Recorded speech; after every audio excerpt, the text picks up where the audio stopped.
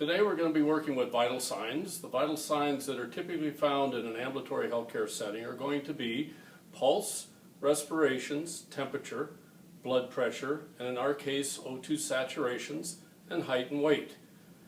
First thing we do is usually wash our hands. We're assuming we've done that already in this procedure, and we safely ensure that our patient is up on the table or in a chair depending on clinic policy. I generally start by doing the temperature, pulse, and respirations together so that I can get 3 vital signs done within the first minute. Can I have your name, please? Cheryl Startzel. Okay, Cheryl, I'm going to take your vital signs today. Is it going to hurt? Should not hurt if I know what I'm doing. Okay. All right, we'll go ahead and take that in that hand, Okay. and you can go ahead and place that in your mouth. Okay. And I'm going to take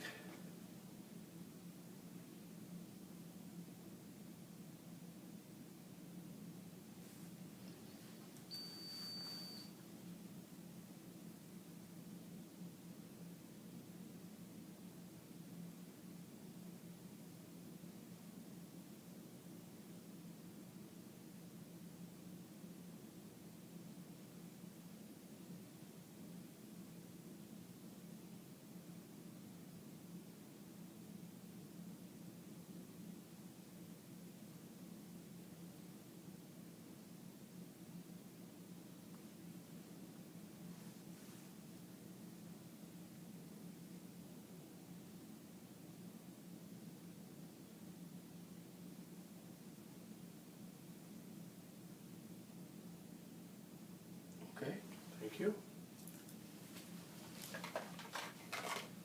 Temperature was 98.6.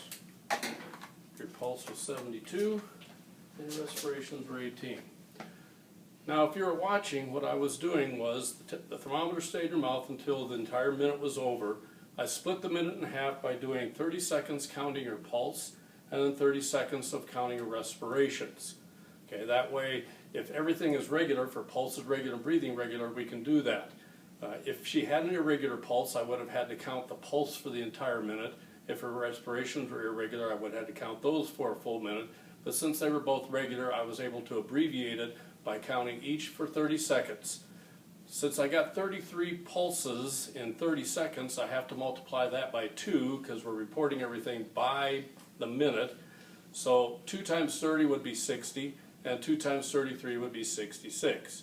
Her respirations, we would do the same way. Whatever number we got at 30 seconds would be multiplied by 2. Okay, the temperature then just shows up on the thermometer. All right, Ms. Startzel, let's go ahead and take your blood pressure. You haven't had any surgery or anything like that.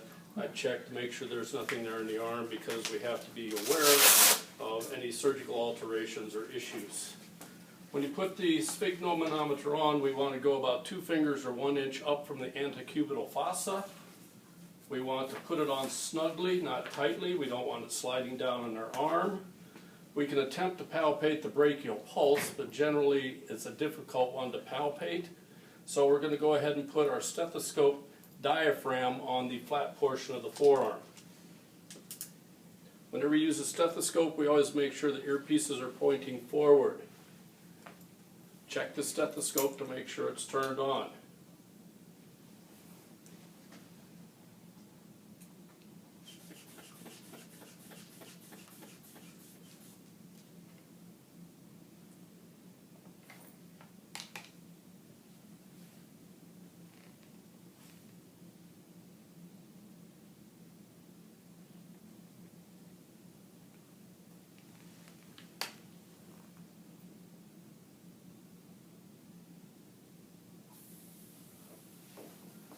All right, 116/68. In clinical, we'll be looking at the speed that we release the air. If we go too fast, it gives us an invalid number. We aren't able to capture the blood pressure. If we go too slow, it builds up too much pressure in the arm and it will alter the blood pressure reading as well. As we go down, I listened until I heard the systolic, which is the upper sound, then the diastolic. But even after you've heard the last number, you need to go down another 20 millimeters of mercury more to ensure that there is not an extra sound sneak in called an oscillatory gap. One other thing we can do, and this sometimes is optional in clinics, and this you would employ during taking the pulse and the respirations, is called pulse oximetry. This is a machine that will measure the patient's oxygen saturation in their blood transdermally or through the skin with a special sensor. So right now it says that her pulse is 89 and her O2 saturation is 96, which is good on room air. Considering that we have a lot of pulmonary patients, asthmatics, and people with allergies coming in, this is becoming one of the more frequent things we are doing with the vital signs as well. O2 sat, by the way, was 96. All right, if you will, let's step you down here. All right. And go ahead and take a hold of that and step up to the scale. Okay, any idea about how much you weigh? About 135. Okay. Let me get over here on the other side. Okay, so 135. All right, good. If you would step back, please. There you go. And I'll have you turn around and you can step back up.